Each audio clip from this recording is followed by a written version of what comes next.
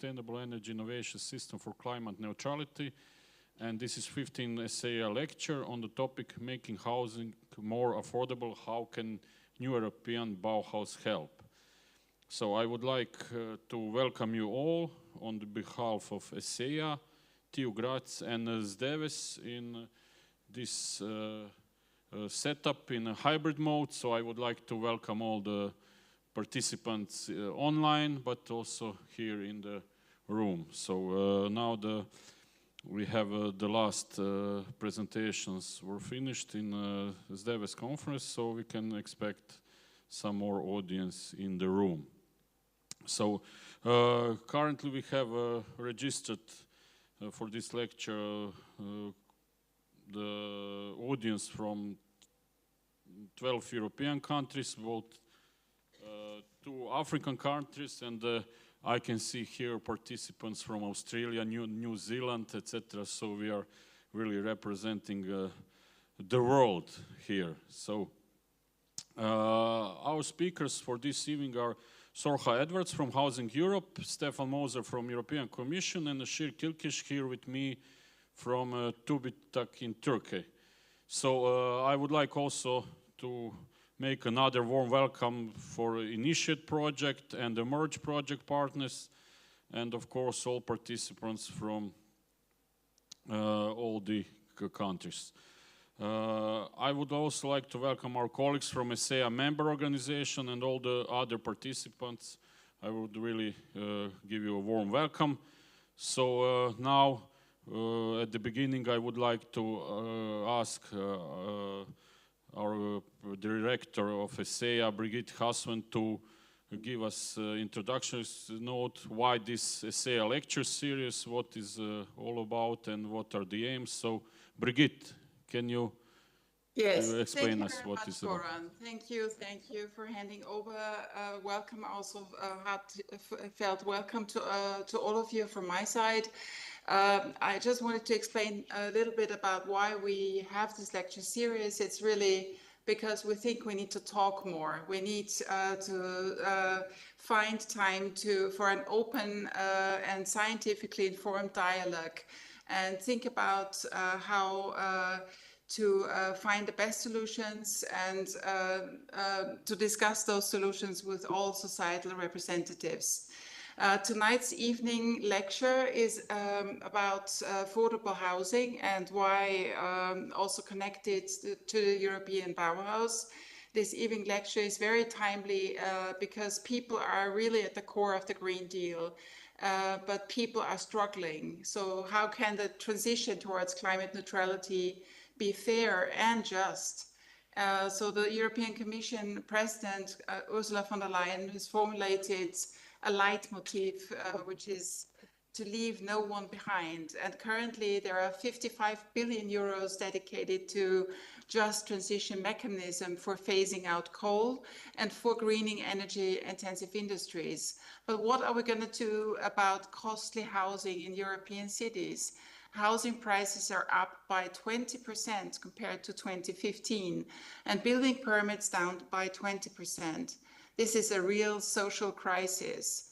How can new European Bauhaus movement help to foster beautiful and sustainable, but also togetherness in the built environment? And so I'm really curious to find out from our speakers how just transition could work in practice. So on behalf of the organizers, I wish you a great evening discussion. Thanks very much. Thank you, Brigitte. And I now would like to just introduce you to the topic. So what is the topic that we are discussing? So the new European Bauhaus movement is looking to implement innovative approaches for sustainable, inclusive, beautiful and affordable housing. Much is asked from urban living space. It needs to become a more climate resilient, aesthetically pleasing and contribute to the well-being of all inhabitants. How can we make sure that it's still affordable? How can construction, renovation and retrofitting be managed to avoid massive increase of housing prices? This ambition is very strongly reaffirmed by Commission President Ursula von der Leyen in her 2025 State of the Union speech. The European Green Deal will leave no one behind. Is this so? Or does inequalities and inventable trade-offs, creating winners and losers. This inspiring lecture will dive into key policies and tools designed to support fair and inclusive green transition, explore whether the costs of change are being shared in a way that is socially fair and balanced, highlight real-world success stories and best practice from across the Europe, but maybe we can hear also some from the other parts of the world, and show how cutting-edge research and innovation and new engagement strategies can help guide us toward a smoother, more united path forward. So first, in this format, we will have an invited lecture given by Sorcha Edwards, and then we will have 2 responses. So now, Sorcha Edwards is General Secretary of Housing Europe, and before, I hope Sorcha is here, yeah? Okay, can we hear you? Yeah. Okay, so I just would like to introduce the speaker for tonight. So, as I said, Sorcha Edwards is General Secretary of Housing Europe and European Federation of Public, Cooperative and Social Housing since 2014. Housing Europe brings together public, cooperative and social housing providers from across the Europe. They share a vision of Europe which provides access to decent and affordable housing for all in communities which are socially, economically, and environmentally sustainable, and where everyone is enabled to reach their full potential. The sector manages 25 million homes and delivers over 200,000 new homes and renovations annually. Sorcha Edwards leads the team and coordinates the network for maximum impact, aiming at better regulation, better knowledge, and better finance for housing in EU and international policy making. Under her leadership, Housing Europe has become a point of reference for sustainable housing system in Europe and beyond. Her academic career, which led her to the position, covered business and languages at Dublin City University, University of Salamanca, and University of Ulster, to Masters in European Studies at the University of Leuven, and postgraduate diploma in sustainability in built environment at the East London University. So we have really experts here who can show us what we can expect of housing in Europe in the future. So, Sorcha, please, the floor is yours. Yes, thank you very much. I hope it's working. Yeah, we can see you, and okay. Yes. Okay, so thank you very much. I think the opening words are very pertinent. We really face this existential challenge to decarbonize our homes, obviously decarbonize our societies, but it makes the fact that we have this housing affordability crisis makes it much more complex in the built environment in the residential sector. Because we have to make sure that the decarbonization processes don't actually exacerbate or make the affordability crisis even worse. So it's really this reconciliation that's extremely challenging. And I must say, because we still have such strong speculation in the sector, so many countries leaving housing exclusively to market forces, hoping that the market will solve the problem, we see that this is not leading us in the right direction. So the decarbonization in housing has to take many different paths. I mean, if we look at it in a holistic way, we also link to mobility.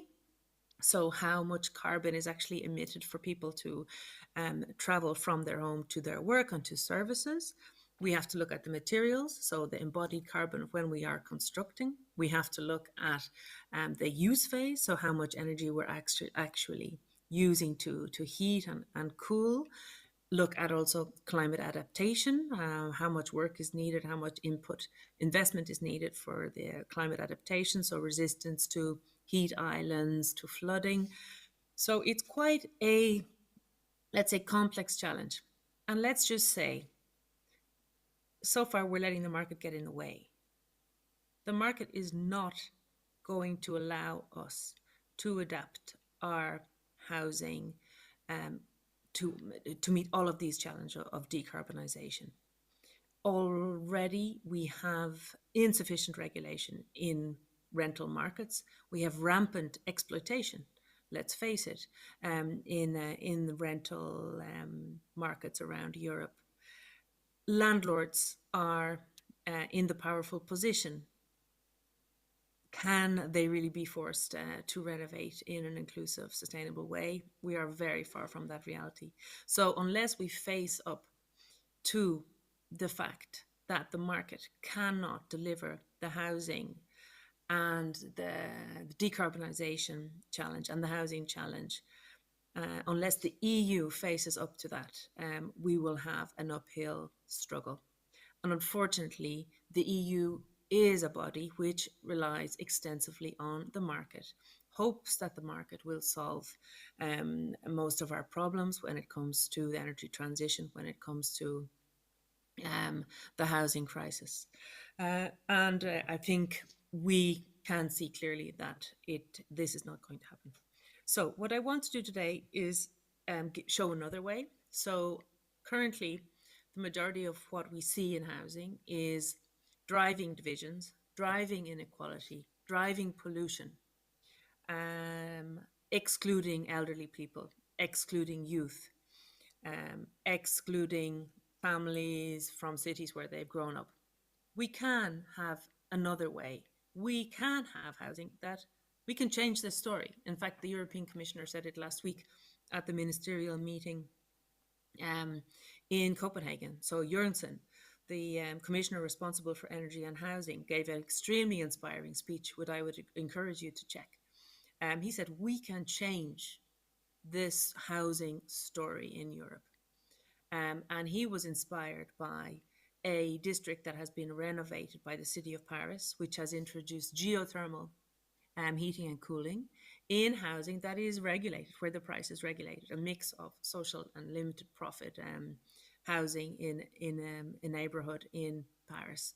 So I think he got a lot of hope from visiting that project, those homes, looking at the decarbonized heating system. And he said, we can change the story. And we in Housing Europe, we are also convinced that this story can be changed.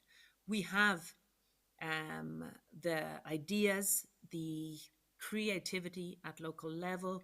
We have also projects which are successful, which can be replicated. We can really change this story with the political will and with the right governance structure. And this just brings me to the new European Bauhaus. Before I open my PowerPoint and show some of the examples, personally, really appreciated the message coming from New European Bauhaus. This message of trying to replicate indeed the original grassroots initiative, which was to make housing much more affordable for much bigger groups of people and to innovate when it comes to materials for that aim. But the message from the New European Bauhaus was together, sustainable, and beautiful. I thought this was really a masterpiece and unexpected. It was a completely unexpected. And for the first time, our members from all over Europe so they are federations of public, cooperative and social housing. They were actually ringing me and saying, how can we get involved? We love the sound of this. Usually it's us trying to tell them, look, there's a directive coming. You need to mobilize, you need to transpose, you need to contact your government. But the New European Bauhaus was something that captured the attention, captured the imagination, particularly from Southern Europe, where they really value the aesthetics and the tradition of beautiful cities. And I think this message of beautiful, sustainable together is exactly what we need. And particularly the word together. It's about housing. If you're homeless or having a home that is energy inefficient or inadequate, is it only your problem?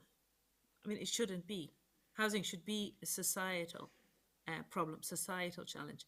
And what we really risk positive outcomes when we individualize. It's your fault, you're homeless. Oh, you were very lucky because you were able to purchase multiple properties and amass a huge amount of wealth by renting them on short-term letting and not paying tax. Oh, you were very lucky, you were very clever. No, housing has to be, this together is very important. It has to be a societal challenge where we try to have housing that serves society. And yes, some of you, depending on where you live, might feel that we're very far from that. But I think there is hope. We have to have hope and we have to base ourselves on those projects that work, just like Commissioner Jørgensen for Energy and Housing, I think, got hope from a success story on the ground. This is tangible. This is also why I really, really appreciated the new European Bauhaus, because it's not trying to send a rule, a directive from European level. It's really trying to shape a new vision based on those success stories, based on the creativity and imagination and innovation that is amazing in Europe, in our universities, in our cities, within our architects, our planners, and trying to, let's say, draw, not just send a diktat from Brussels, but to draw on all of that innovation that is there around us, to create, as it's called, a movement. So we really try to support the new European Bauhaus, the spirit of the Bauhaus, by also trying to bring out those successful projects, but also then share, okay, to have more of those projects, what do we need? What type of governance frameworks, finance frameworks, what will they look like to make more of those projects? What empowerment for local authorities, for citizens, do we need to have more of those projects? And then what can the EU do? We must face it, EU has limited competence when it comes, this is a national issue. It is a vital, very important force in setting the ambition. So the 2040 decarbonisation targets that are being discussed at the moment under the Danish presidency, for instance, the energy performance of building directives to really bring our building stock to phase out the worst performing buildings by 2030. So member states have to, by the end of this year, put a plan in place, or present their plans for the building renovation plan. So you will have Stefan Moser after this, he might mention that as well. So the EU is vital in, and I think it's even more important now in these times where all of the progressive thinking is being questioned because of what's happening in the US and other countries. Everything has been questioned around the Green Deal, even gender equality. All of the ideas we took for granted are being put to question because of the power of the US narrative. So the EU has to be very strong about an inclusive Green Deal and the frameworks on community energy production, on renewable energy, on renovation of the grid, etc., are even more crucial at this time. So it's a complex regulatory structure, but very much this leadership, obviously, coming from the EU in terms of putting the regulations on the table, guiding member states on how to implement them is crucial. Then I would just mention on the financing side, indeed, we follow very, very closely what financing potential there is from EU. Some of our members are not interested. So those with the very high countries in the high GDP, they don't really use EU finance. Others, their entire social housing system is actually relying to a large part on EU support, EU de-risking, EU subsidies, favorable long-term loans, technical assistance. So we have a real mix of what profile the EU finance has on the ground. What's crucial coming up also now is the energy, so the ETS, the emissions trading, being extended to buildings and transport. So some of our members worry that this can have a very negative effect, increasing heating and cooling bills for people who actually have no agency to change their heating system. So this is something we are obviously in constant talks with DG Ener, the main DG responsible for this, and DG Klima.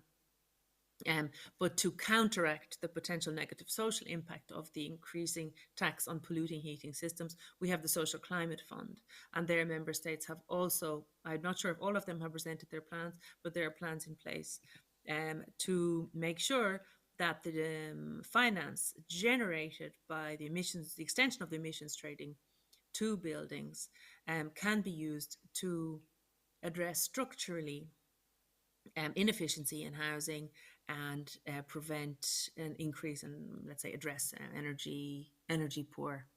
So this is a big part of our work on Housing Europe, is just scanning the horizon, what finance is there, which of our members at local level can really use it, and trying to bring the actors together to make the funding flow. So these are the sort of these are the pillars of work. And yes, as I said, I was very happy to see that you'd chosen this new European Bauhaus. I'm curious also to hear what you are thinking about the new European Bauhaus.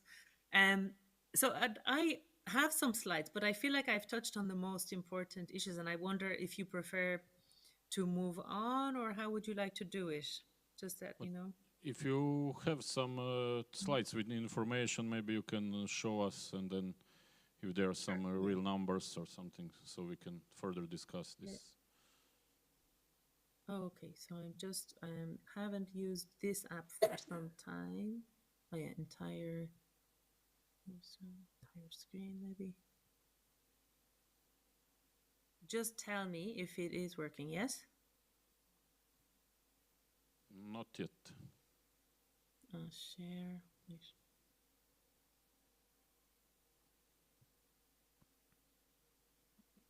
See that one.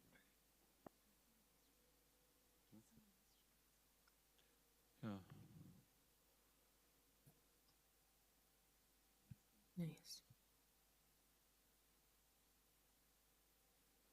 Share. And then if I open my slides. Okay. Yeah. Just put it to the full screen or something like this.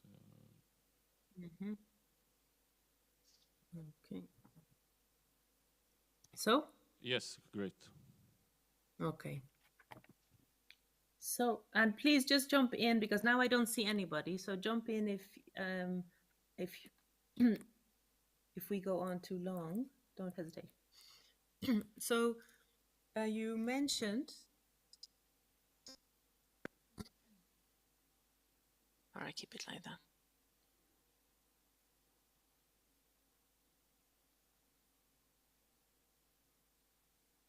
You can still hear me? Yes, and we can see the slides. Yeah. Okay. So, yes, as we said, this is the vision for decent and affordable housing in communities where everyone can reach their full potential. And this is the, let's say, we talked a lot about speculation in real estate in the housing sector, but this is, let's say, the non-speculative sector. And this you have to different degrees in different countries. You have strong housing cooperatives, very advanced in energy efficiency, sustainability. And you have 43,000 of those spread around Europe. They are maybe public housing companies, housing associations, and housing cooperatives. And let's say they are mixed in terms of their energy performance. In some countries, we have to say they're underfunded, understaffed, so it's a very weak sector. Thinking perhaps it's Portugal, it's only, say, 2% of the stock overall in the country, well, up to 6% in Porto, so we're talking small numbers, whereas in some countries up to 30%, in Austria, in Vienna, 60-70% is this limited profit or public housing. So we see that these are the federations present in the different countries. Maybe from people from different countries can see the federation from their country on the screen. And this, let's say, union or grouping has been working for many years together. And a big part of the work is indeed looking at the energy transition and how we can further that.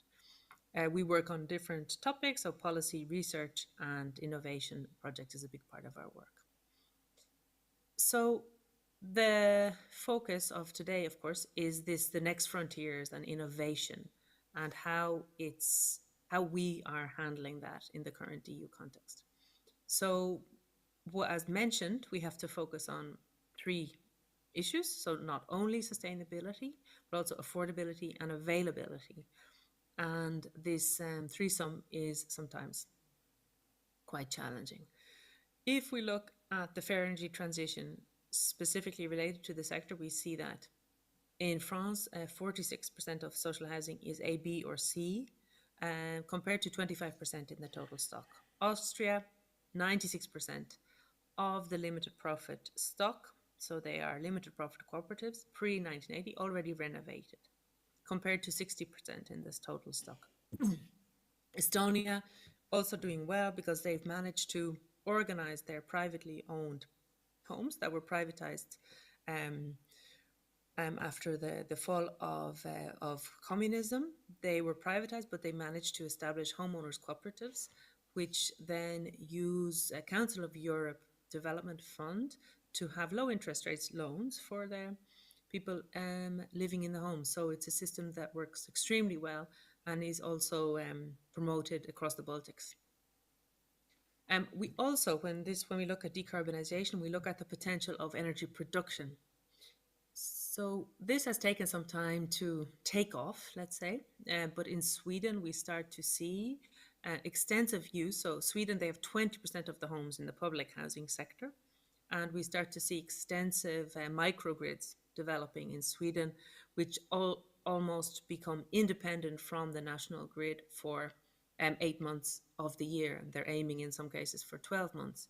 So they are, let's say, closing off part of the grid, feeding that with PV, fitting batteries, and making that resilient to any shocks to the main grid. We also see in Flanders, Belgium, they've established an energy community using the excellent framework at EU level to install solar PV for consumption in the building itself and directly reduce bills. So excellent example in Flanders, and they worked with the European Investment Bank indeed for the technical and legal assistance to set that scheme up. In France as well, we have auto-consumption, self-consumption in more and more housing. So what we see is there's still difficulty in some countries to establish energy communities. There's the cost of using the national grid is sometimes higher than it basically doesn't pay back to have an energy community because you're spending so much on the grid. But things are moving, and I think it's largely thanks to the EU side that is really pushing that forward.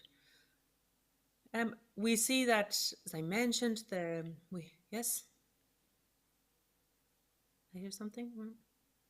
As I mentioned, making this happen, it's a clear mix of clear regulation that are fixed in the long term. So when it comes to housing, you need a long-term, stable regulatory framework. The same comes for finance and the awareness raising. So a big part is outreach before you do a renovation, but also making sure people living in the homes learn how to use heat pumps, for instance, that they don't treat them in the same way as traditional boilers. So a lot of the energy is put into that by our members as well.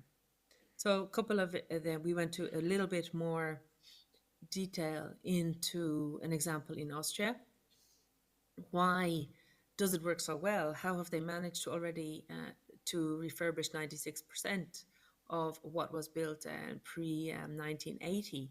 This is because of the fact that they have taken out the speculative push from a big part of their housing, and it's only because of this. They also have built into their system, into their social or cooperative housing system, renovation funds. So this is part of the financing, that you have this fund, because this we see a big problem in many countries. They have a social housing system with no finance for rehabilitation. Then what happens? Falls into disrepair, becomes stigmatized, and some empty units, and then you have antisocial behavior starts.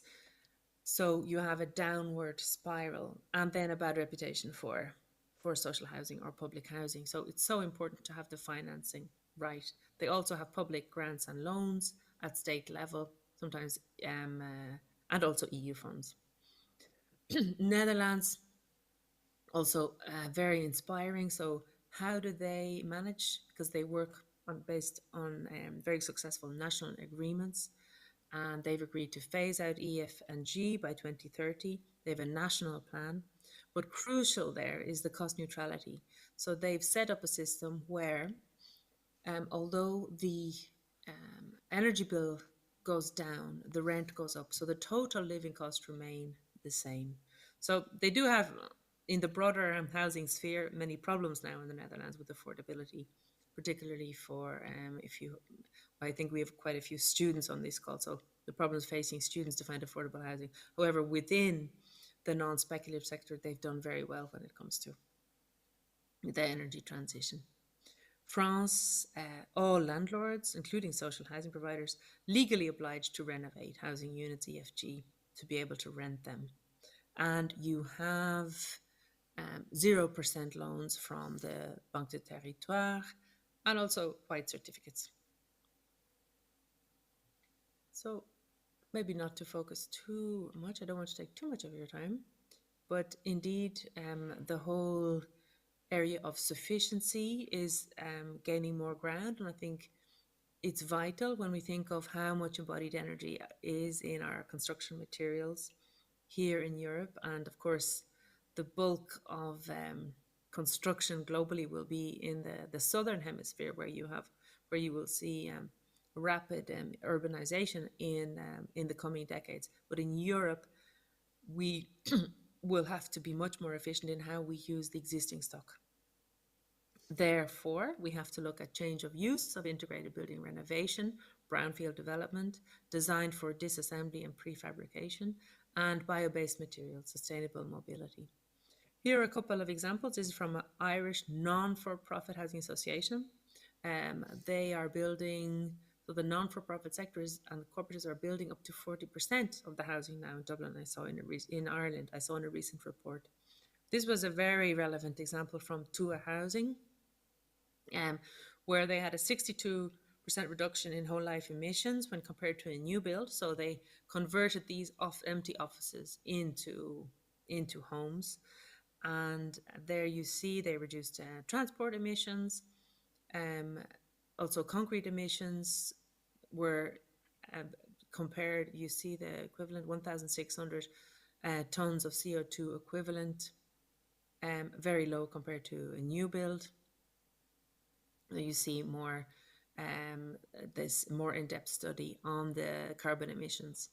62% reduction in whole life carbon emissions compared with a new build of a similar type.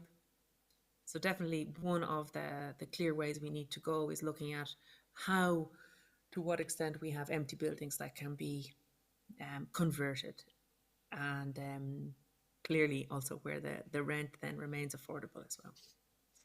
In the whole life carbon, in prefab modular retrofitting. So now we focus a lot also in the new affordable housing plan on the potential for prefabrication, industrialization of new construction, but also renovation. And there we have just one example that was paid for via an EU pilot, where the facades were constructed off-site and then fitted and can potentially be reused.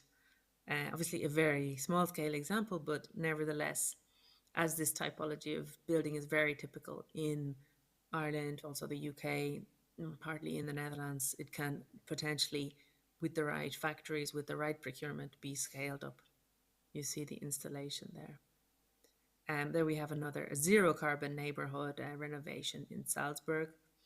And also, this was also under an EU project. You see that EU project funding and pilots really showing the way we need to go in the future.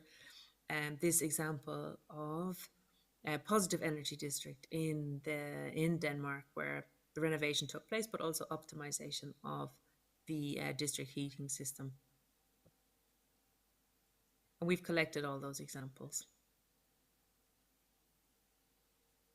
There you see some of the challenges and lessons learned from getting a successful district decarbonization plan. So it's not just about technical issues, a lot about working with the community, gaining trust, adapting your communication methods to different social groups. Okay, I will finish up there. Okay, thank you, Sohra, for this examples. So I hope you can stay with us. We will have now two responses on your lecture. So for the first response will be given by Stefan Moser, head in DG NR Task Force Housing from European Commission. Stefan Moser was born in Munich in 1971 and trained as an economist and lawyer. He joined the Commission in 2000 in DG Competition to work on control of state aid and public undertakings and services, notably financial institutions. From 2005 to 2009, he worked in DG Environment on climate and environment policy, notably greenhouse gas emission trading, transport emissions, and air quality. From 2009 to 2015, he dealt with the policy coordination, the Secretariat General, in particular on climate, energy, environment, transport, agriculture, and maritime policies. From 2015 onwards, he has served as head of unit in DG Energy, first on energy security and safety, and then on energy efficiency of buildings and products, and now on the task force housing. I must say that Mr. Moser has a really remarkable CV. So please, can you make now in 15 minutes the response to this housing, and maybe you can say what is going on, and is there a future for these aspects of the housing that we want to have them affordable, let's say, and equitable, and what we already mentioned. Okay. Thanks a lot, Goran, and also Brigitte for welcoming, and to Sorka for this very interesting overview on what we can learn and what we need to focus on. Basically, I think it's extremely useful, and it shows only how rich the experience is already in Europe. I think a lot is thanks to the efforts under the European Bauhaus, really to create a community of practitioners to look into, I would say, several objectives at the same time. As Sorka has said, it's very complex to basically deliver on several objectives at the same time. But this is the balancing act which we have to do, which we have to perform as a society, and really see how we reconcile and bring together sustainability, beauty, quality, which includes also safety and health, inclusiveness, with affordability. And I think we have now been confronted with a number of challenges over time, which have aggravated, which have become worse in terms of affordability, with all the progress being made on sustainability, and also I would say the quality of architecture. So of course, still a long way to go. It appears that the affordability challenge has hit many, and far too many EU citizens, but also globally, for a number of reasons, which of course we need to look at. And I think what the President of the European Commission, Ursula von der Leyen, has outlined, it's a social emergency. It's a crisis which affects Europeans, and therefore also needs to occupy and basically take efforts and create efforts at the European level to support member states and all the stakeholders and citizens involved. Having said that, it is clear that member states at various levels, national, regional, and local levels, are and will remain and need to remain in charge. They are the ones who know best what the problems are. They can integrate the wishes of their citizens and know exactly also what are the priorities which need to be solved. The purpose of further EU involvement in that respect, I think with the mandate of our Commissioner Dan Jørgensen to serve as first ever European Housing Commissioner, but also the Housing Task Force, is to really see how we can best support from the European level the member states at the various levels to solve this, to address this. And I think we have various tools at our disposal and various aspects to look at. The European Bauhaus, it's mentioned and highlighted in the title of this lecture, is an initiative which was already launched at the beginning of the last mandate, so in 2019, 2020, basically, in particular, together with the renovation wave, to basically underline what Sorka has mentioned, to also look at the beauty, at the I would say the identity, the emotional, the identification basically of a cultural value of housing and buildings more broadly, while at the same time, as part of the Green Deal at the time, which was launched across a number of policy areas: climate, energy, environment, agriculture, and several others, industry, looked at the regulatory framework, how we can improve basically the different I would say requirements to ensure that there will be a transition to a low carbon and eventually decarbonized society, but also one which is which delivers on material efficiency, scarcity of resources, make sure that we have a responsible lifestyle. So this is something which I think has been put on track, and I think also successfully on track. At the same time, we observed over the last few years that the affordability crisis has sharpened. So that's why we are where we are. We need to reconcile. We need to bring together these different aspects. So on the now decided basically in December, so we are aiming at mid-December to bring forward a package on housing, which basically consists of the European Affordable Housing Plan, but also a communication on the new European Bauhaus, how actually to develop further the new European Bauhaus, a construction strategy, but also a revision of the state aid guidelines, and in close connection to that, I think also the agenda for cities, how to improve cooperation with cities, integrate various initiatives, and also the citizens' energy package. So that will be in close connection, probably and possibly on the same day, but it can also be, of course, always be slightly on another day, basically. But that's basically the current plan, to really see that together. And there's also a close connection, of course, to anti-poverty strategy, anti-discrimination. So that is something which we are going to bring forward from the Commission side a few months later. But the particular aspects of homelessness, for instance, will be addressed both in the housing plan, but also the anti-poverty strategy, to really see that we comprehensively tackle these challenges. I think as part of this overall approach, we need to look at various aspects. On the one hand, of course, the supply side. So the balance, how to address the imbalance and recreate more balance between supply and demand.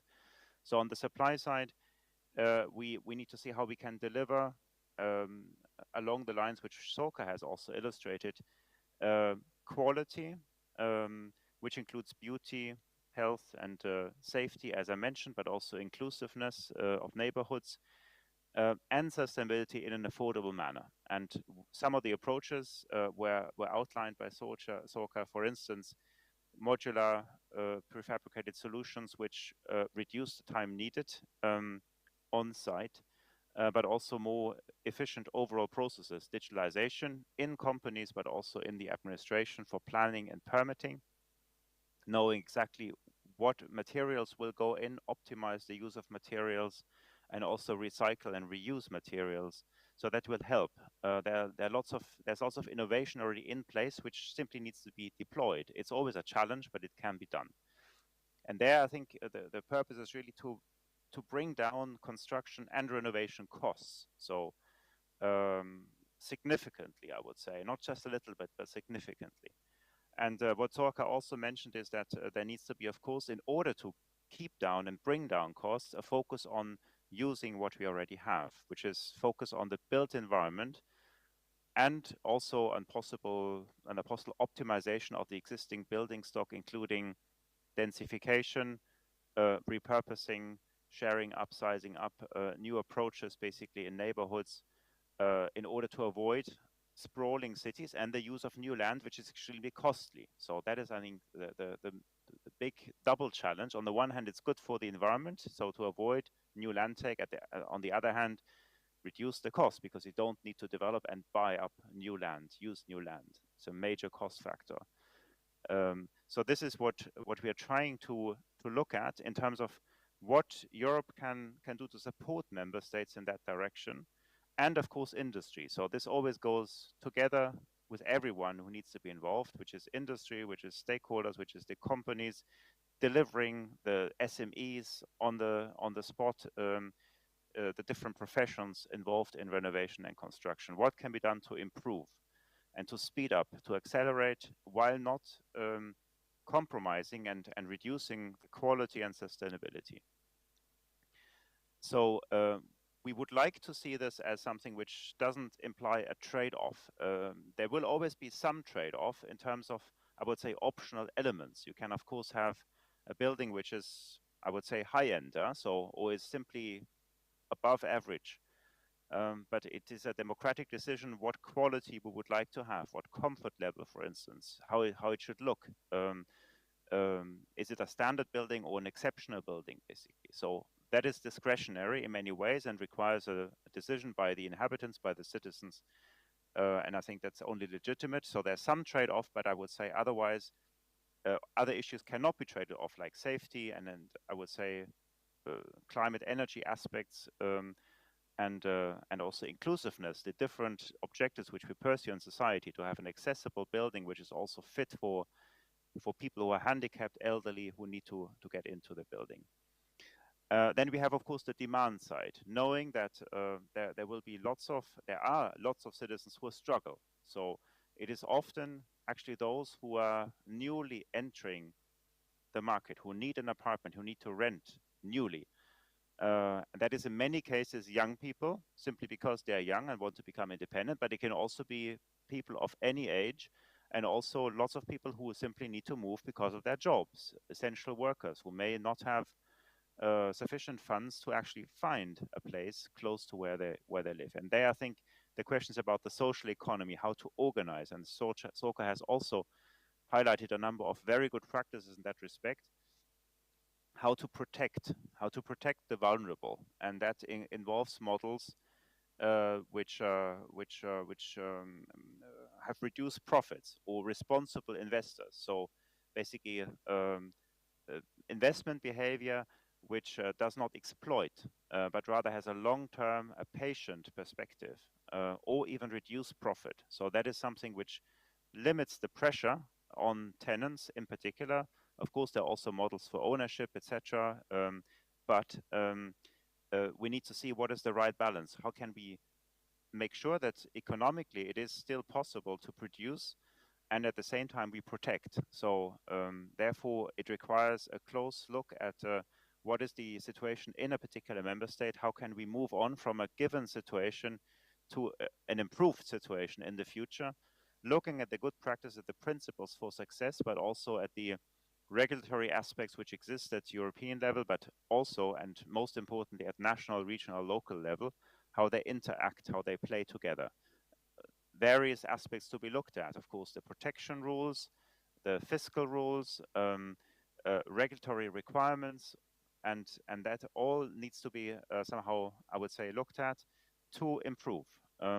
So this is something which we really would like to do and develop further, and then feed in a network of member states, practitioners, which we would like to see and build up as an alliance, which integrates, I would say, in many ways also the European Bauhaus, and works together with the European Bauhaus, the community of practitioners which has been built up there, to develop good practices, for inspiration, for getting ideas, innovation, but also replicate models which have been developed. So that's something which plays a big role. And of course, particular aspects like, as I mentioned, young people, handicapped people, people at risk of discrimination, or who are in unsafe situations, and homeless people. There we need to have a more specific look, even in particular to make housing available for them, but also then have accompanying support. And of course, member states, especially also at the local and regional level, need to see what is the key challenge. How do we do that based on these good practices? Of course, for all that, you need also funds, money, investments.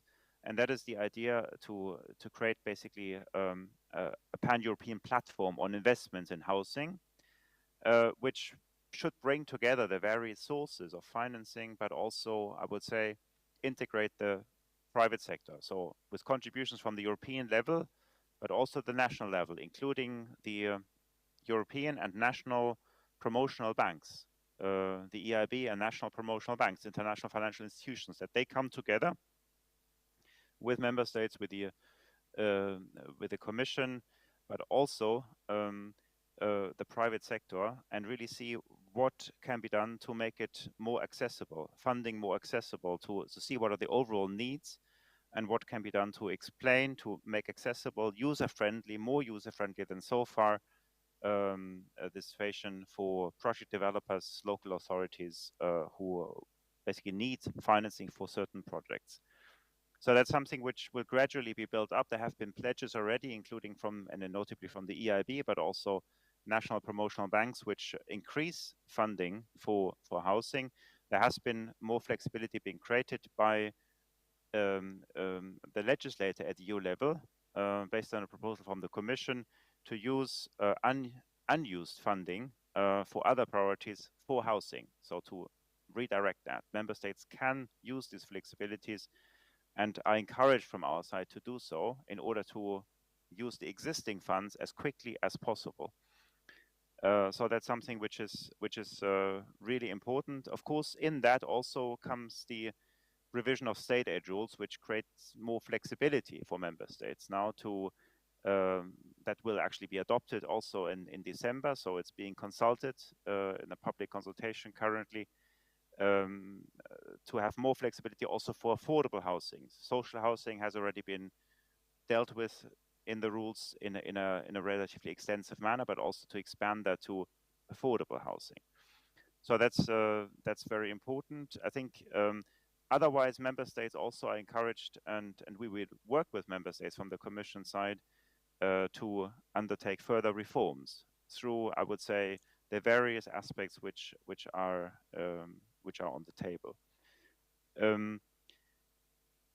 As said, the housing alliance, which we are going to build up, will work especially together with the established networks, but also reinforce the dialogue on good practices, and try to bring in the experiences and further drive forward the European Bauhaus. I think that's to be really seen together.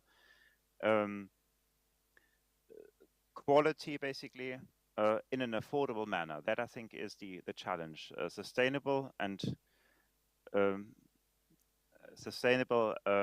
buildings, housing units, and quality buildings in an affordable manner. That, I think, is the challenge which we need to see and solve.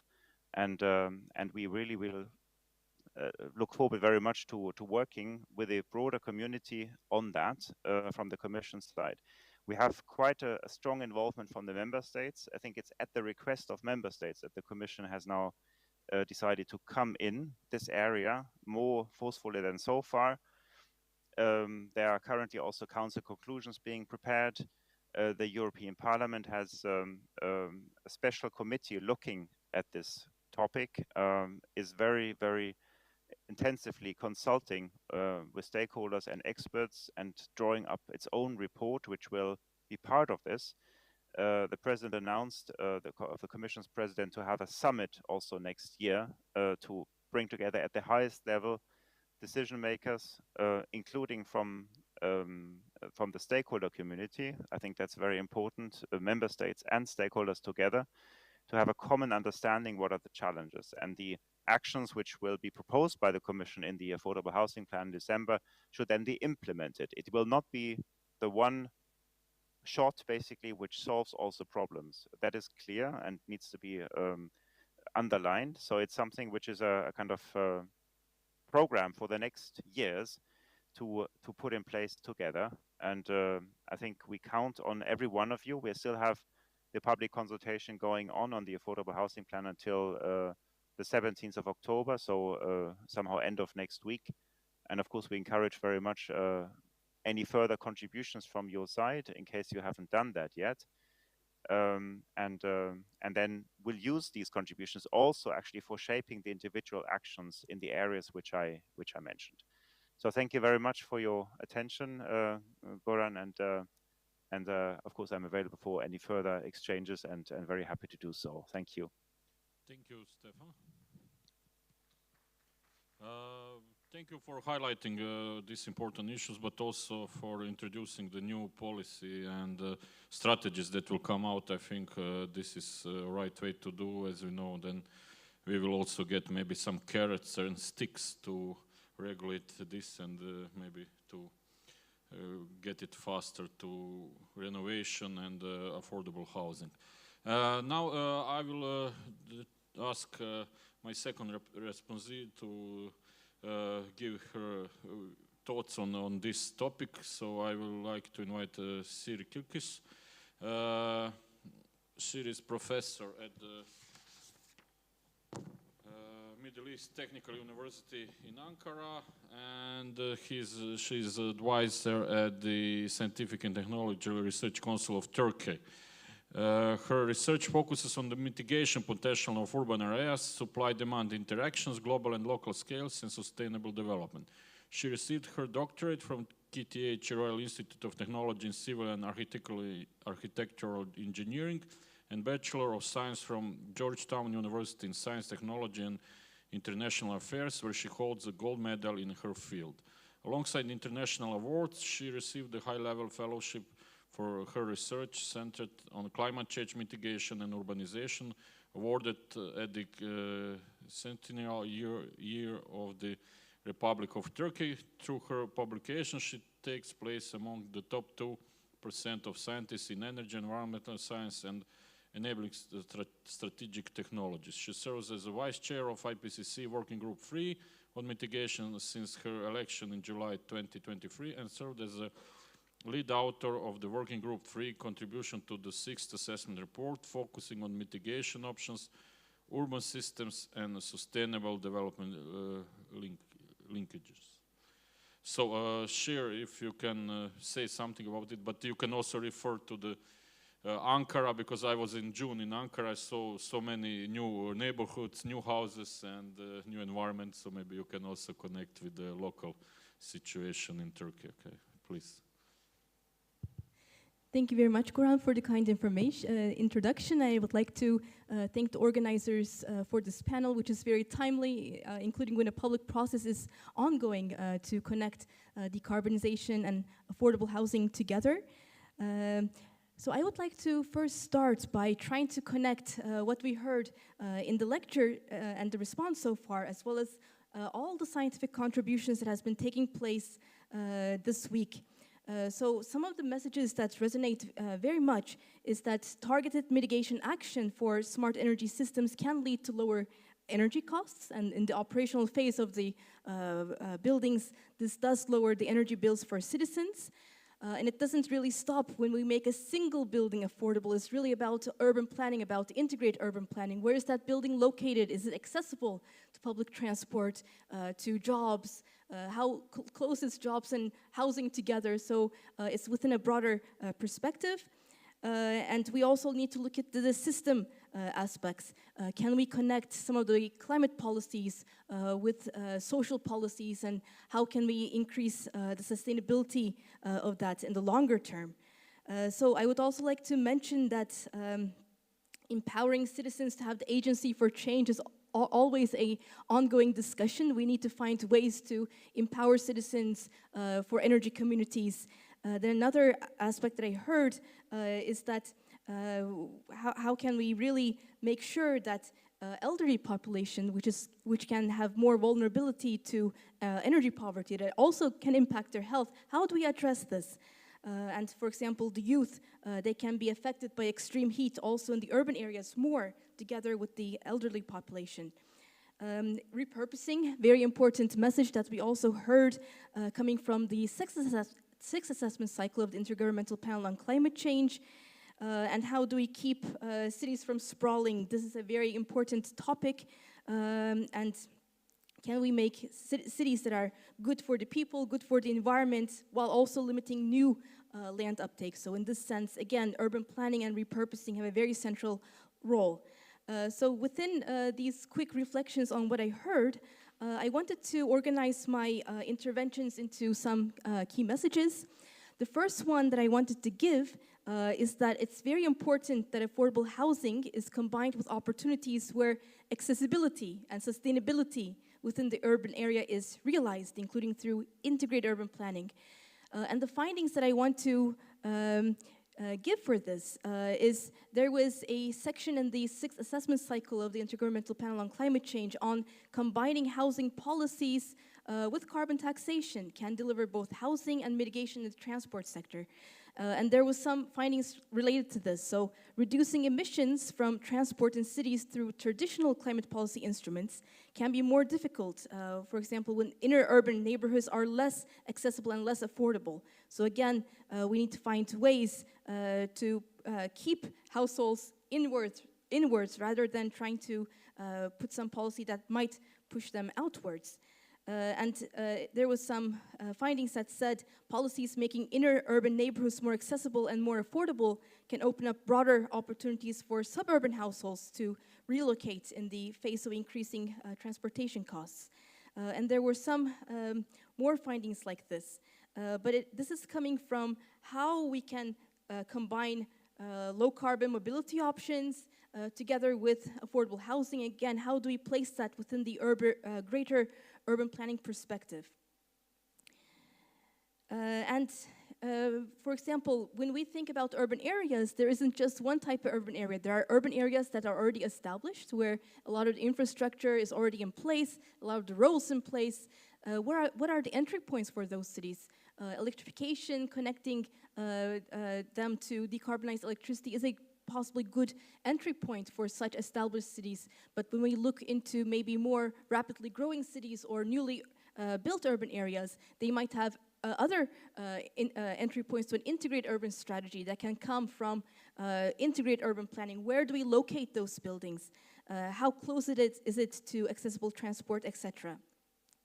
The second message that I would like to give is that revenues that may be derived from other climate mitigation policies can support the implementation of actions and increase public support while avoiding carbon lock-in.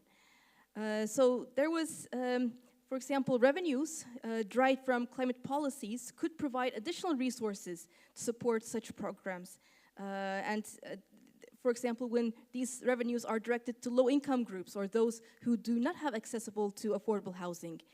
And it was seen and observed that higher support for climate policy packages is usually seen when affordable housing programs are included. So this is very relevant. And just a recent publication that was a systematic review and meta-analysis of literature looking into how public support for carbon pricing policies and revenue recycling options can go hand in hand. They covered multiple studies, 26 countries, and over 100,000 respondents. So this was a very comprehensive look into this, and they found that green spending, for example, using revenues from climate-friendly projects also matched with social policies in the revenue recycling option can be associated with a statistically significant increase in public support. And the public support, for example, for green spending increased to 97% for all regions. And then they had different percentages, around similar percentages from 83 upwards for different regions. So public support for such policies increased to at least 83% supporting these policies when such revenue recycling options were considered. And it's always important to avoid carbon lock-in, because what we do now in our cities, the infrastructure there can last for 10 years, 20 years, 30, and 50 years upward. So when we are looking into construction, always how do we avoid carbon lock-in? So many investments in infrastructure and sectoral capital have very long times, and because of this, they need to be considered as early as possible for a sustainable process forward. This brings me to another message, that urban action towards climate neutrality is already involving measures to ensure affordable and environmentally friendly housing, also taking into account the distributional effects, and these good practices need to be diffused even more. There's a very relevant, and I believe some of the slides mentioned this, initiative on climate neutral and smart cities, and each of these cities are producing climate city contracts. And from the beginning, when they expressed their interest, they also asked, what transversal actions are you taking to ensure that the policies towards climate neutrality also meets and benefits the citizens living in those cities? And when we look into these climate city contracts, you can view all of them, in fact, that have received their labels so far. I just want to give 3 examples. This is coming from Riga in Latvia. In their climate city contracts, they say the criteria for affordable and environmentally friendly housing will be taken into account in developing and implementing the housing policy, including through energy efficiency, sustainable materials used in construction, principles of circular economy, and also air quality. So a relatively good example. There's also the Barcelona Climate Neutrality Action 2030, along similar actions in the other cities. And here Barcelona mentioned the creation of a public-private investment fund for the energy refurbishment of existing buildings, as well as the creation of new affordable housing. So again, very much aligned with the discussions that we have been having in this panel so far. Then Oslo, again in the Climate Neutrality Action Plan 2030, the city has processes in place to ensure that distributional effects are assessed and that climate mitigation measures are formulated in support of a socially sustainable city which offers equal opportunities to all. So Oslo, action by action, they're looking at the distributional effects and ensuring that policies are in place to have the most sustainable, most inclusive result for all. And when 112 cities that were selected to be mission cities in this European initiative were analyzed, looking into their expression of interest, there were some interesting results that was observed in this. For example, when cities said, what are the favorable conditions that can support your city going to climate neutrality, they listed a list of measures that could give them these favorable conditions. First one, ranking the first in their perspective, was supportive local research environment. Cities ranked this favorable condition first, believing that when they collaborate with universities in their cities or when they collaborate with research institutes in the cities, even helping them connect their energy modeling pathways with social results, they could go further.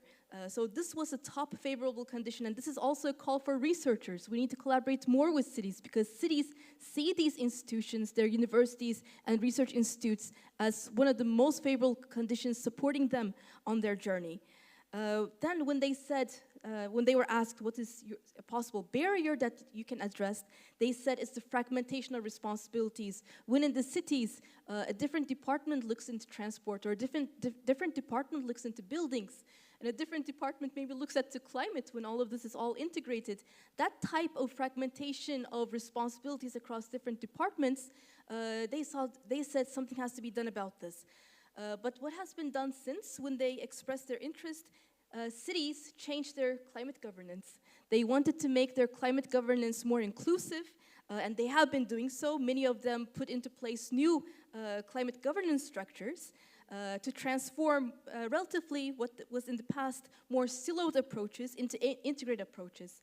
And this is very much seen as a push forward by cities going towards climate neutrality and shifting their outlook on having more integrated policies, more integrated action, and really saying what is good for the planet is also good for the people, and ensuring policies are there in a comprehensive manner, also addressing the energy poverty. So these would be my 3 remarks that I had and wanted to add to the discussion. Again, I very much enjoyed the examples given in the presentation, also relating to repurposing, trying to empower more even the energy communities, and also optimization of district heating systems. I think these are very promising, especially when combined with social housing. And I'm eager to hear more examples also in this aspect. So thank you. Okay, thank you, Cher, for your contribution. Now we will continue with the panel discussion between panelists. We heard that, or we know that maybe the prices of apartments or the square meter of apartment is skyrocketing at least in Croatia. So also there is harder and harder to now find the workers to work in construction industry.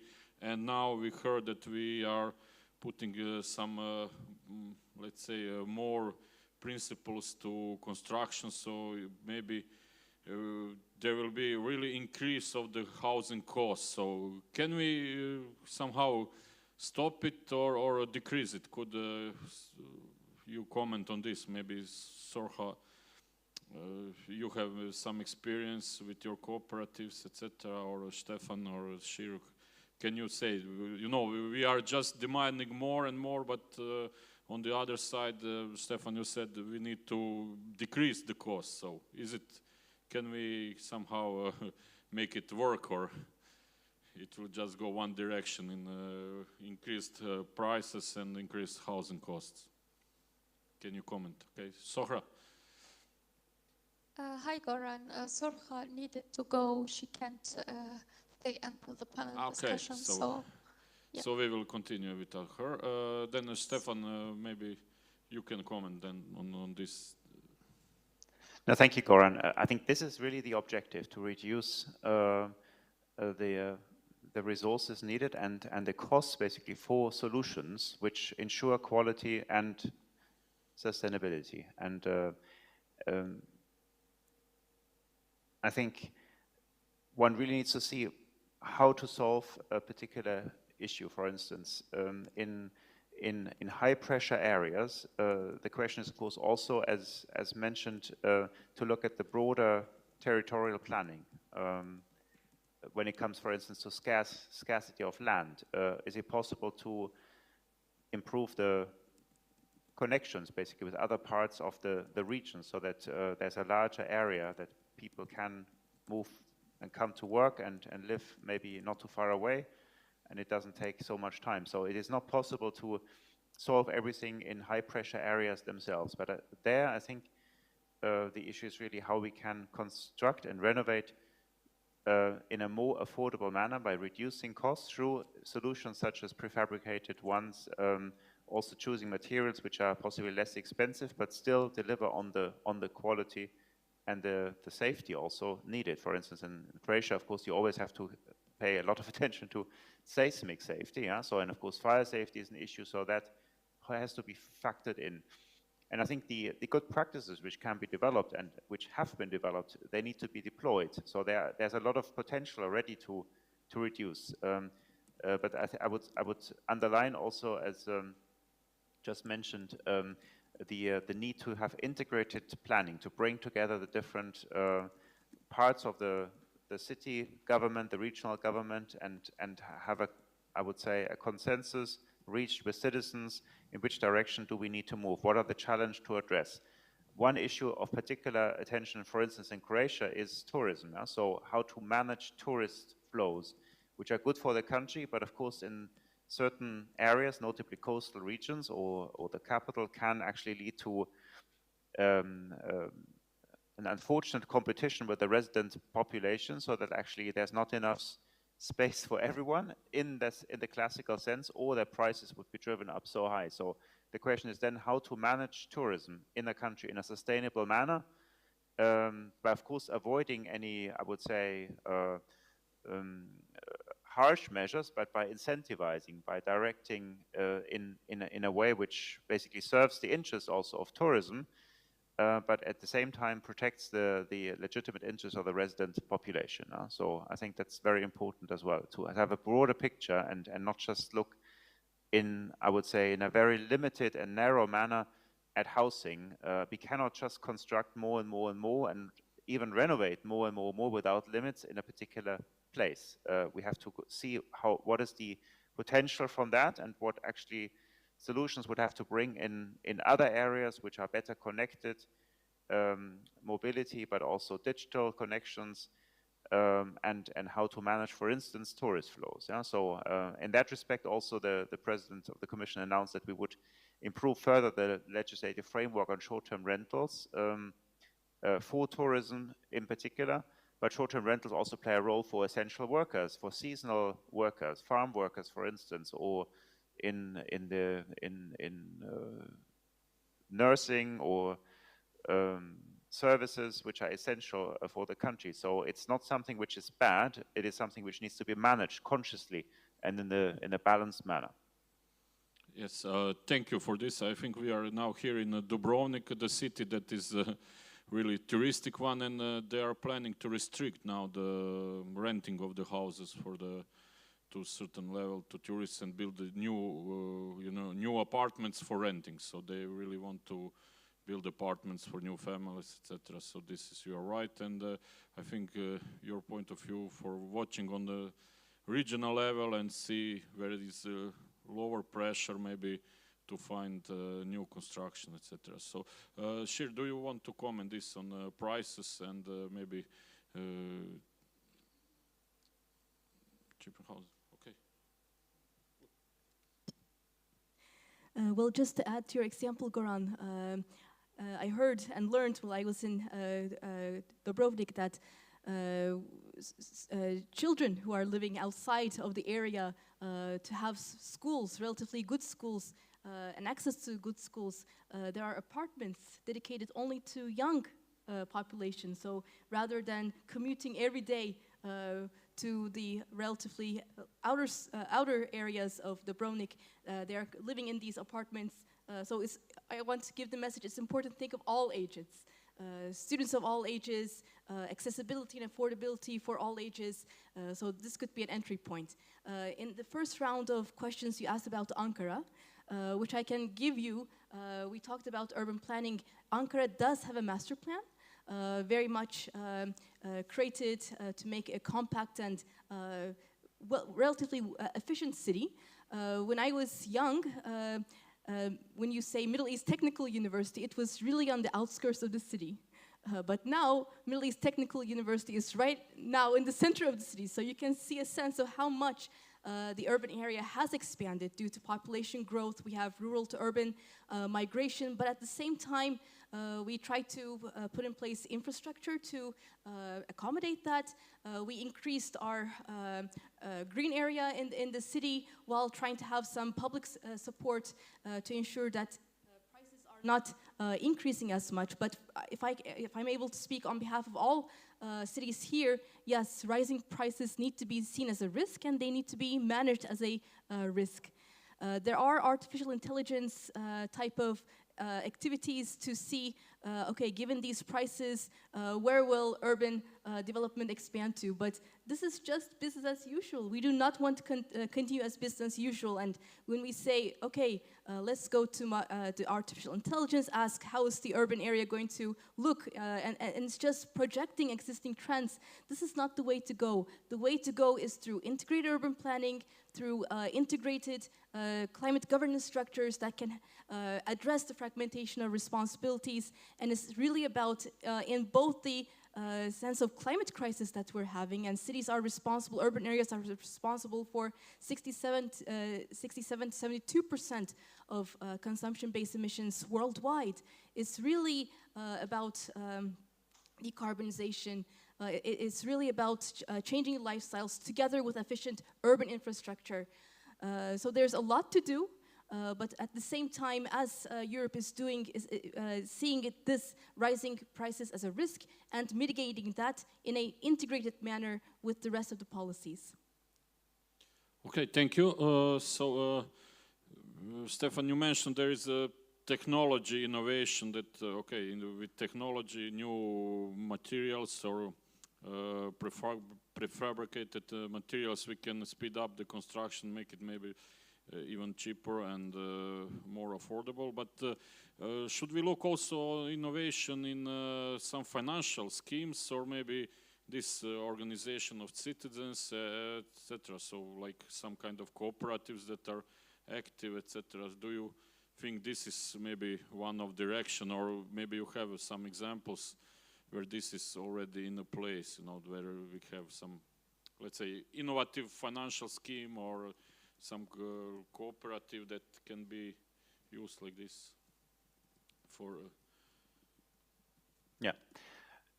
Thank you, Goran. I think there are two aspects. One is the how to use best scarce financial resources from the public sector, so that actually the volumes will be generated with the help of private actors, like guarantees and taking over risks, reducing the risks, so that actually financing becomes cheaper. So that is very important to be innovative, but also replicate already existing practices and existing financial instruments, and use them more broadly across the different housing investments which need to be taken. And I think it should also, I would say, we should also try to create more clarity on responsible investment behavior. And that links then basically to actually private market actors which are ready to invest in the long term, but have a more patient and, I would say, socially responsible perspective. That can be normal investors, like I would say pension funds, insurances, but it can also be, as SOCA represents, the socially responsible investors with limited profit expectations. And I think in the member states where there are the most successful approaches towards housing, where basically the housing challenges have been addressed best, they play a relatively large role. And this is partly tradition, or partly has been put in place newly or reinforced. But we see that really where there's a kind of organized and I would say established socially responsible housing community, can be cooperatives, can be limited profit associations, various ways of doing that, land trusts, for instance, there actually the pressures go down. And I think they also have approaches which are more, I would say, integrating democratic principles, so inclusive approaches, participatory approaches with the residents, with the people who live there. So I think in the member states where this is not a tradition as much as in others, I think there could be a move towards that in order to at least create a segment of the housing market which follows these principles. And I think that's what we would like to encourage also. I think there's not necessarily so much a need to invent lots of completely new things, but rather to see what works best under which principles, under which conditions, and can be integrated in the I would say housing framework of a member state where this so far has maybe been underrepresented. So that's the idea also of I would say really bringing together and creating a conversation and overcoming possible, I would say, inertias in reacting, because of course there are different interests involved. And I think we have to be clear that many interests are of course legitimate. So they're legitimate, but I think by creating conversations and having open exchanges, in particular then also informing authorities in the member states about all options and going into depth and allowing for exchanges and facilitating exchanges with other member states and of course also internationally, this can really, I would say, overcome possible blockages which have existed. So I think that's something which we would like to encourage also from the European side. Okay, thank you. I also agree with you that maybe new European Bauhaus will help us to replicate these best practices from the European Union of different member states, not just to reinvent the wheel, but to make something work, just replicate it. Okay, now maybe we could have now questions from the audience, both online or here in the room. So if are there any questions or comments for until now? Zina, you are managing the online participants, so maybe if there is a question. I have one question, Zina, maybe I can interrupt. Okay, please. Firstly, thank you for all speakers. It was really nice to hear all your ideas. From the presentations, I realized that in the European level, what was mentioned that for housing to be more sustainable and affordable, it should be renovated from the examples given in the European level as well. But I feel like in Turkey, in Ankara, I also grew up there, and I feel that Turkey stands a bit different in this topic, that they, rather than renovating the buildings, they would like to destroy and build up new buildings to be more sustainable or affordable. And I was curious what kind of strategy is behind this. Maybe Shir Kukushkus can answer this question. Shir, please. Well, thank you very much for this direct match of thinking. I agree with you. First of all, it can relate also to the quality of building restructuring that was done. So part of the buildings that are being, demolished and rebuilt again, they are doing it for, being more safety.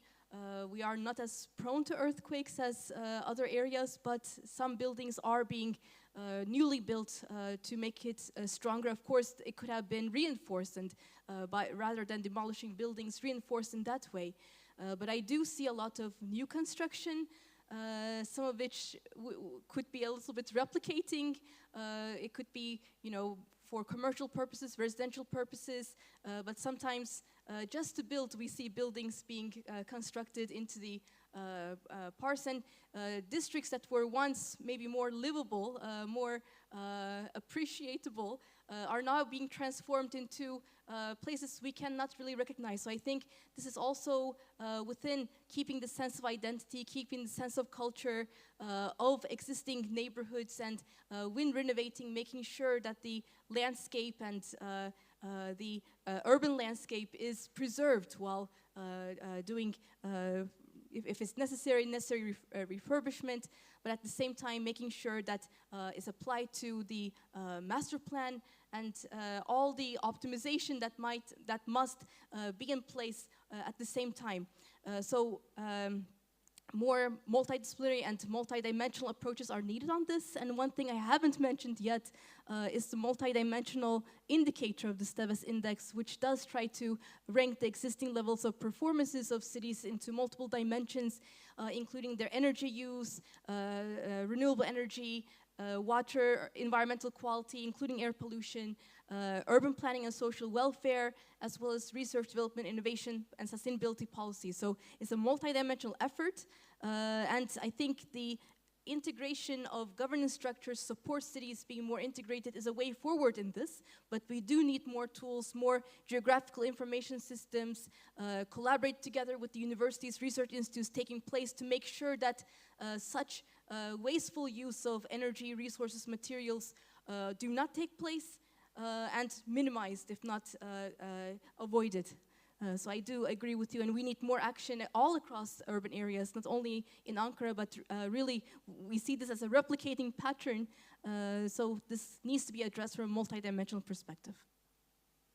Okay, thank you, Shir. I hope the answer was comprehensive, so it satisfies. Thank you so much.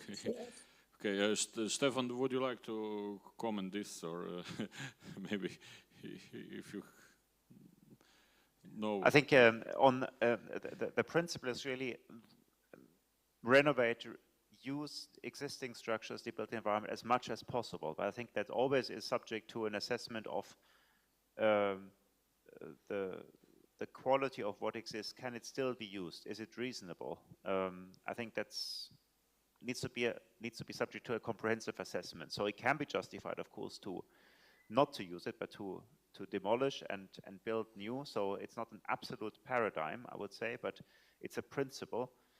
and of course, if it's decided to demolish, of course, also the materials can be reused. So, and I think it's also a question of how to deal with what remains of a building in order to recycle, to reuse at least what remains. But in principle, of course, existing structures are valuable from an economic point of view, but also from a climate point of view, because it requires lots of energy and also produces greenhouse gas emissions to build from scratch and tear down. So that's why, in principle, should be prioritized to at least integrate existing structures, even if a building becomes larger, for instance, or simply improved in terms of performance overall.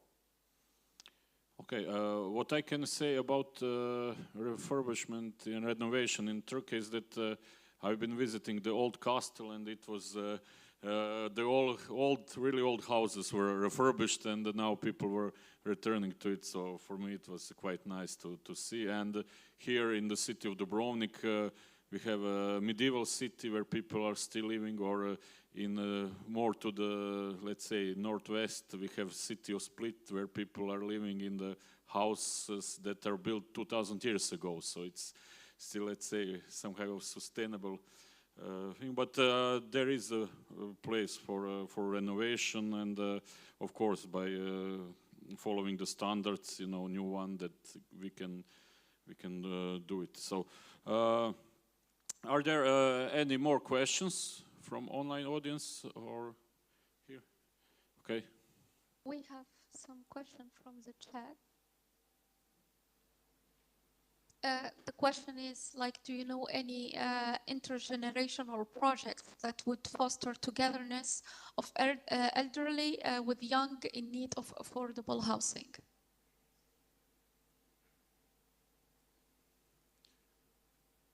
Can you repeat, Zina? Yes. The question is, do you know any intergenerational projects that would foster togetherness of elderly with young in need of affordable housing? Okay, is anyone aware of these projects where we will combine this? Shir or Stefan or anyone? I mean, there are a number of such projects. I cannot, of course, now mention very specific ones. Don't have any slides, but I think there are.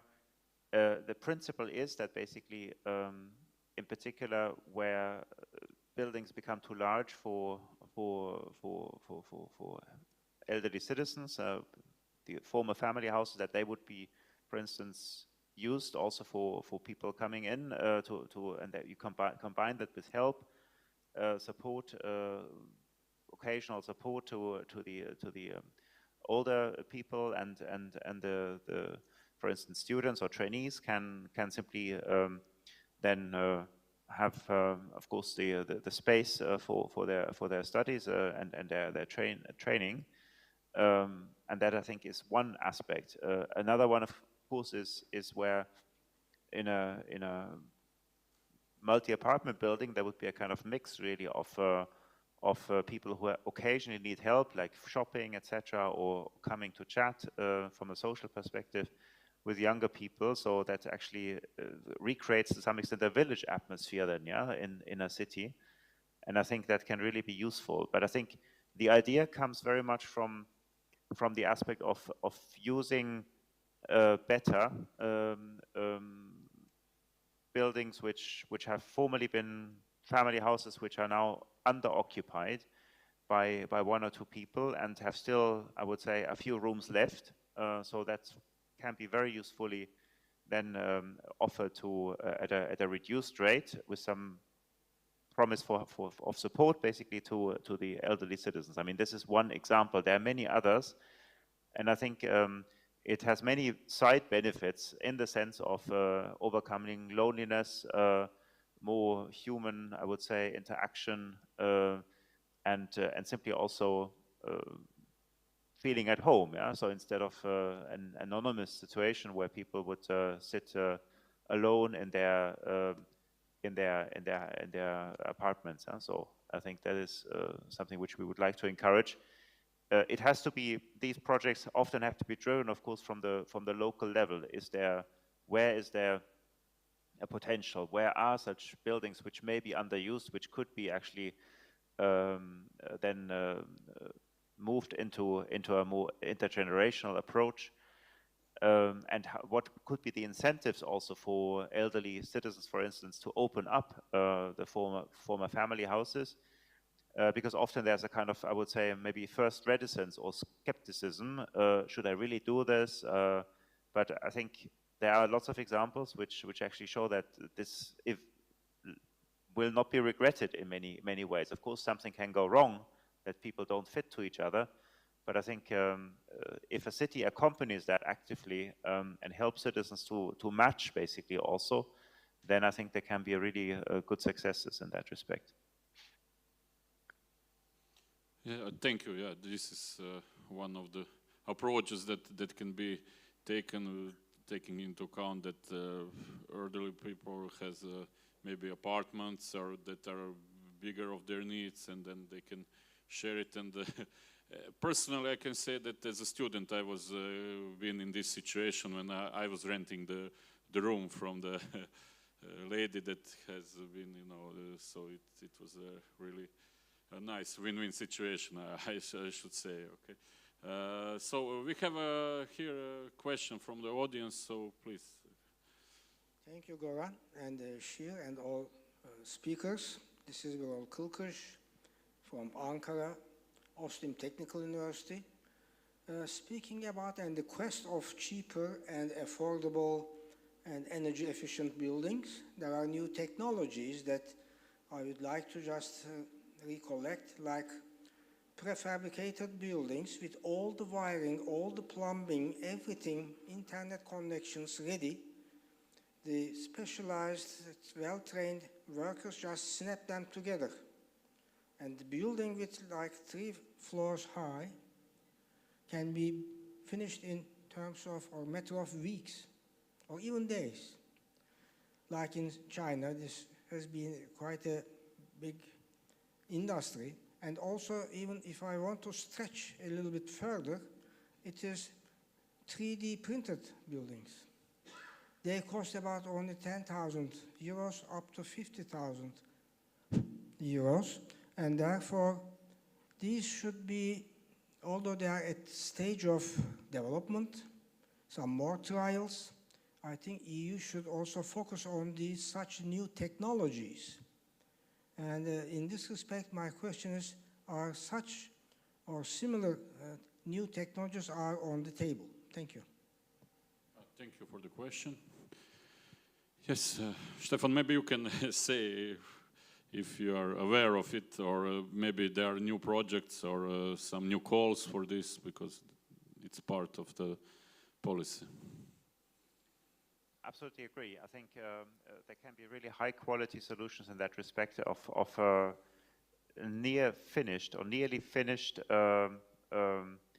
prefabricated solutions, which include, as just mentioned already, all the necessary components, wiring, etc., sockets, everything is there. So I think that is a very important mechanism to reduce costs. Yeah? So, and from the outside and even from the inside, you would not notice that it's a prefabricated building. So it's something which at least can be done very attractively, and it's one of the methods really to bring down significantly the costs. Yeah? So, and that exists also for renovation. So it's of course for new builds, but also components to renovate, to insulate, for instance, on the roof, the windows. This can be done.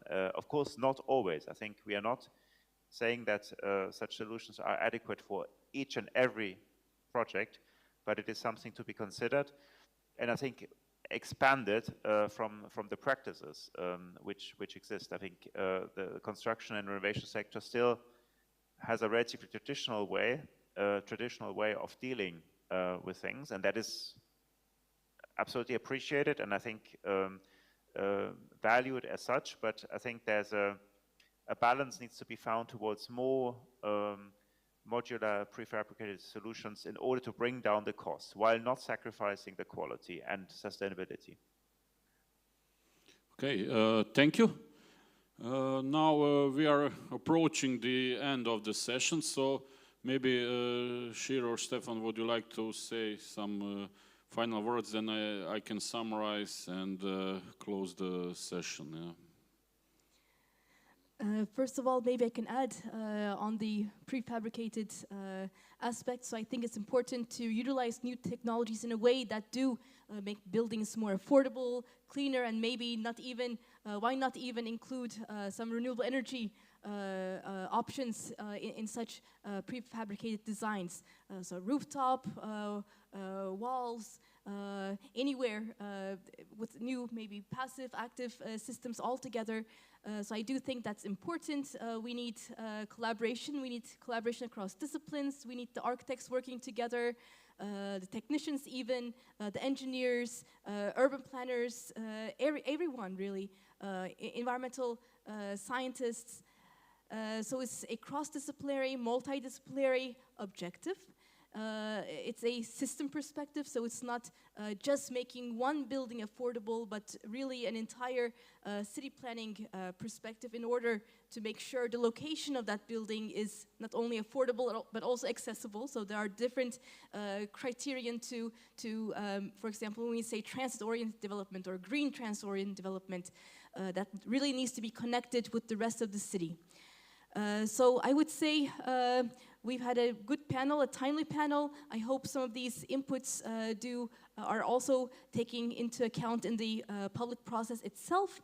And I would say that let's continue the action to renovate, refurbish, repurpose the buildings to make them more sustainable, connected to the renewable energy, empowering the citizens, empowering the citizens of all ages, and we can work together to make this happen. Thank you, Shir, for the strong message. Stefan, would you like to add something? No, thanks a lot. Really, very much agree with what you said, Shirin, and other participants. I think there are some questions left in the chat, which you may not see actually, okay, yes. as you are on the podium. So one on Erasmus, basically. Erasmus is the student exchange program in Europe. I think we want to look at that in order to make sure that actually the support to students and trainees is as much as needed to make use of the cross-border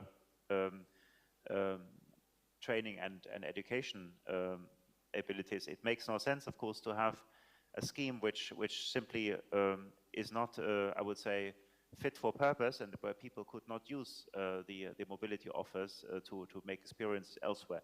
But I think also more broadly, students and trainees need to be supported even if they don't get a special scholarship, in the sense of offers on campus, for instance, close to the training institutions. That is crucial and requires, of course, an assessment how much is needed, and then what can be offered on site or close to the site, so that they would actually no longer have to compete with the resident population, and to overcome also some real, I would say, competition and even bad developments that the resident population would actually protest against students, as they do in some places also against tourists, for understandable reasons, but this is not what we want as a society.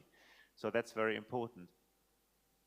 Then another question is actually about empty apartments, so vacant buildings. So not only underused, because maybe a former family house is now occupied by just one elderly person, but empty.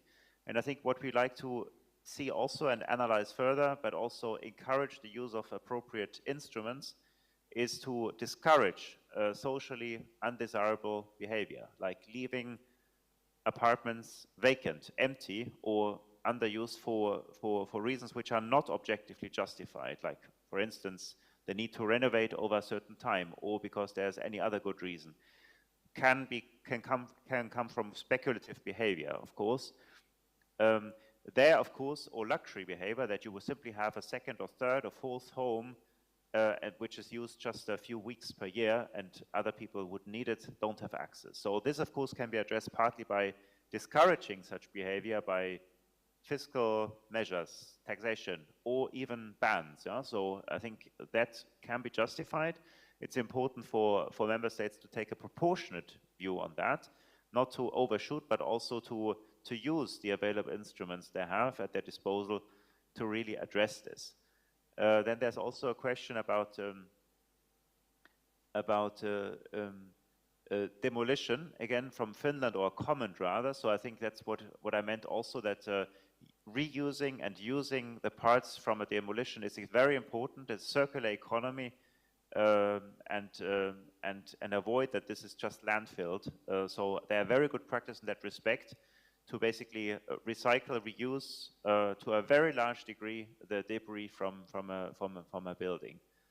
Then there's a question, also a comment from Portugal about this possibility for elderly people to live together with students, as you also mentioned, Goran. I think it does exist. It can be expanded. I think mutual benefit, and lots of students could find a home, and elderly people benefit if this is really replicated. And there can be platforms which encourage that. There can be financial incentives, even in terms of reducing the tax rates, for instance, on what people pay and so on, and then it's even more interesting for everybody. When it comes to actually the interrelationship between cities and the rural areas, which can be in the same region nearby, I think we would not say that the attractiveness of cities should be reduced, but rather the contrary. The attractiveness of rural areas should be increased, because we often have buildings which are affordable, which are available in rural areas.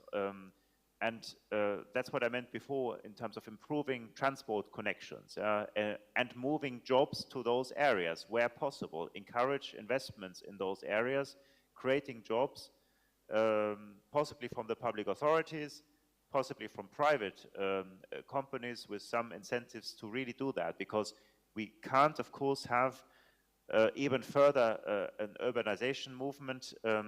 At least try to reverse it to some extent, that people who are in rural areas have life chances, that there's investment in social infrastructure, in schools, hospitals, access to doctors, shops, cultural activities, sports, so that basically young people are not basically compelled so much to move away. Education facilities, I think there needs to be a more balanced development of the territory of member states. Of course, there are limits to that, that's obvious, but I think we need to expand this in order to take away pressure, or even increasing pressure on the urban hot spots, high pressure areas. So I think that's very important. And then the last one, I think, is on innovative production methods.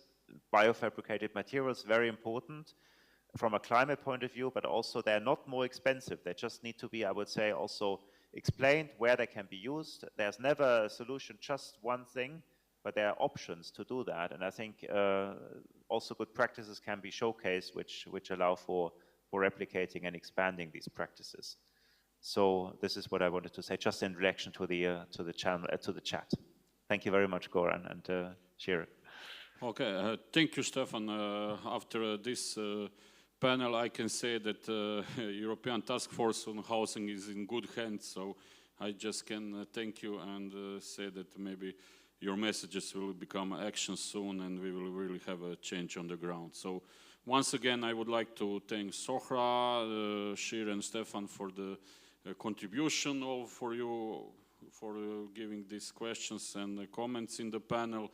And of course, I would like to thank ESEIA and TU Graz for this organization of the panel. And finally, I would like to thank our technicians and everyone who is running behind these screens and everything, being so late with us and making this happen. So let's hope that we will have inclusive, sustainable and beautiful houses and housing in Europe in next decades to come. So with this, I would like to finish the panel and thank you all for contribution. Thank you. See you around there. Thank you. Bye. Thank you very much. Have a good evening. Yeah? So bye-bye. Thank you. It's a pleasure being here. Bye. Thank you. Bye-bye. Thanks a lot. Thank you.